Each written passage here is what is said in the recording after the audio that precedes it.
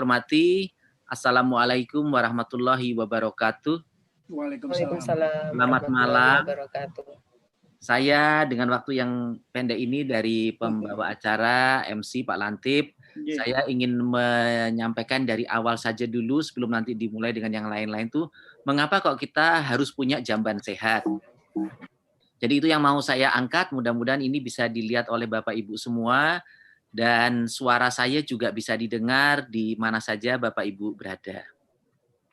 Jadi ini yang disebut dengan buang air besar sembarangan. Saya tidak ada pretensi untuk menyebutkan salah satu produk industri tertentu atau apa, tapi memang ini yang kami ambil di dalam salah satu foto. Jadi apakah ini yang disebut dengan tanda menutup aurat pada saat buang air besar sembarangan. Nah, karena saya kurang kerjaan dan memang saya penggiat sanitasi, saya lihatlah fenomena di Kabupaten Malang ini, di Jawa Timur, saya masuk ke dalam tempat BAB ini. Ternyata memang BABS, Bapak Ibu sekalian ya. Jadi di dalamnya tuh enggak ada apa-apa, di bawahnya ada air rotok bening mengalir, dan ya disitulah apakah nanti yang dikeluarkan tuh padat maupun cair, dia akan terbawa oleh air, dan akhirnya sampai ke laut, begitu kata lagu di Bengawan Solo, tapi ini di Kali Brantas.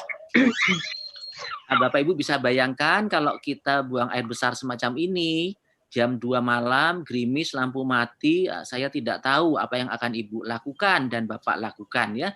Mungkin kalau pengantin baru masih diantar sama suami atau istrinya, tapi kalau sudah pengantin tua kayak saya nih nggak tahu di Jarnoai, PM Rono Bojone, saya tidak paham, tapi ini sangat tidak sehat.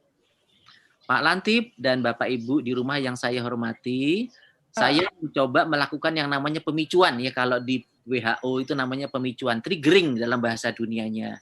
Di sebelah kiri Bapak Ibu itu ada tinja, di sebelah kanan kita itu ada yang namanya mulut. Bapak Ibu tentu sepakat dengan saya, tidak mungkin ya orang sehat, orang sadar, orang waras itu memasukkan tinja ke dalam mulutnya. Di dalam pemicuan itu disebutkan oleh Pak Kamalkar, itu salah satu kawan saya, kawan baik saya di negara sebelah sana itu, yang masuk ke mulut itu kan hanya makanan dan mungkin jari karena kita muluk pakai tangan atau mungkin wudhu ya. Nah kalau itu kira-kira masuk akal. Tapi sebelumnya itu kan Pak Jane tinjanya itu berpindah kemana-mana itu lewat media yang macam-macam. Nah disinilah walaupun ini sekarang COVID katanya cuci tangan pakai sabun dan sebagainya, dari dulu nggak ada COVID pun harus cuci tangan pakai sabun. Yang mau saya coba sampaikan, karena kita punya latar belakang ilmu yang berbeda, dan bisa jadi yang saya sampaikan ini mengulang, itu khususnya peran dari lalat Pak Lantip. Ini tanpa mengurangi rasa hormat, itulah berbagai lalat yang mungkin kumpul di suatu media yang sangat tidak sehat. Ya kan Bapak Ibu? Nah, tanpa rasa hormat ini apakah produk apa, dan ternyata laler itu nempel di situ, kakinya ada 6 gitu Bapak Ibu ya. 6, 3 di kiri, 3 di kanan itu.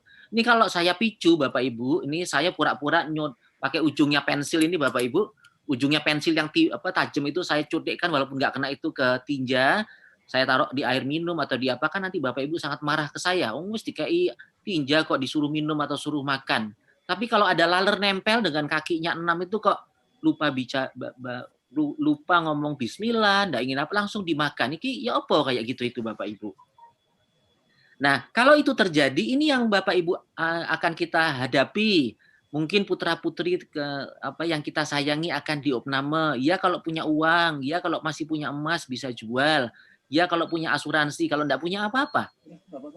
Iya kalau sembuh, kalau enggak sembuh. Hanya gara-gara enggak punya jamban, ini kan konyol. Ya. Jadi mestinya Bapak Ibu ya punya jamban sehat dong ya.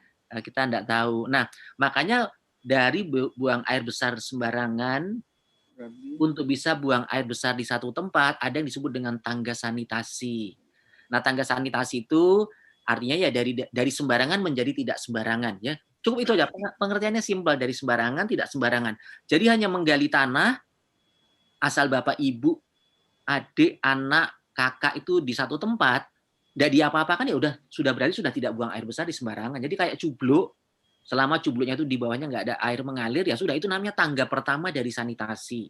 Nah, tangga yang paling tinggi itu ya kayak di luar negeri itu kebanyakan mandi, cuci, dapur, odol, keramas, tinja itu dilewatkan pipa. Nah, kita mungkin nggak tahu kapan akan ada di sana ya. Cucu saya mungkin bisa bisa menikmati ini, saya masih bertanda tanya, tapi mudah-mudahan bisa.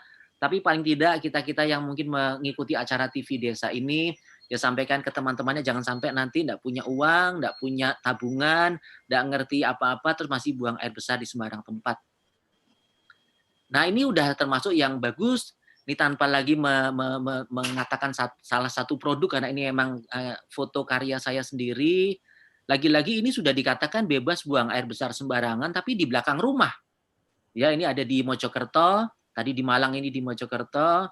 Ini di belakang rumah, di bawah pohon bambu, ya lagi-lagi kalau lampu mati, gerimis jam 2 malam, terus apalagi sakit perut, wah ini siapa yang mau belok ke sini ya? Iya kalau ada ular, ya kalau ada apa ya, kalau ada wewe, ada kuntilanak, ini cerita-cerita lain ya, gerimis pisan. Jadi makanya kalau menurut PBB, menurut Sustainable Development Goals, orang itu boleh saja mungkin tertakdir untuk hidupnya miskin.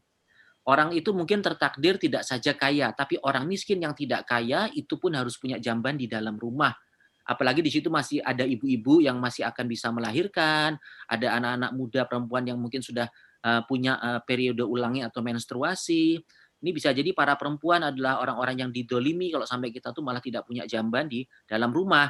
Karena yang namanya jamban bukan kamar mandi, Bapak Ibu ya. Bapak Ibu yang mengerti kosmetika, mungkin ya sekarang tanpa mandi udah ketok ayu.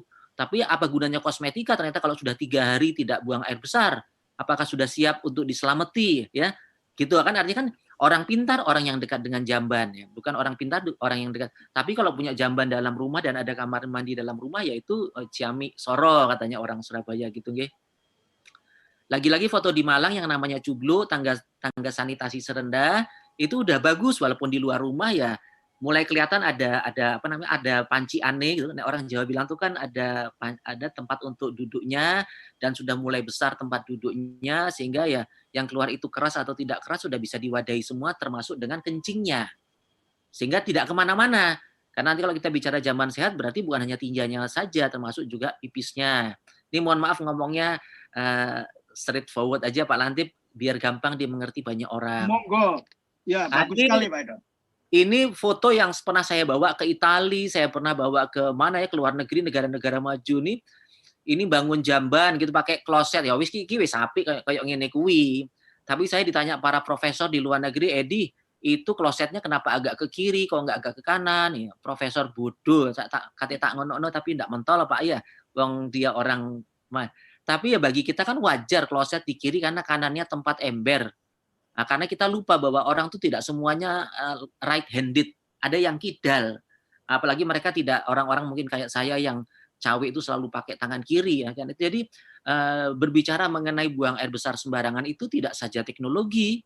Mungkin itu kalau dijadikan tugas akhir pun nggak bisa kalau di level teknik lingkungan ITS.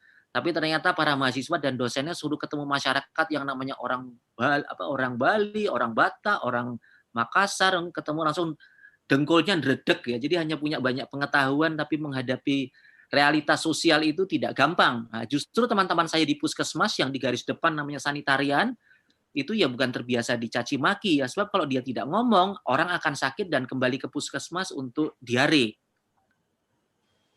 Nah ini Bapak Ibu saya punya foto sudah lama sekali ini.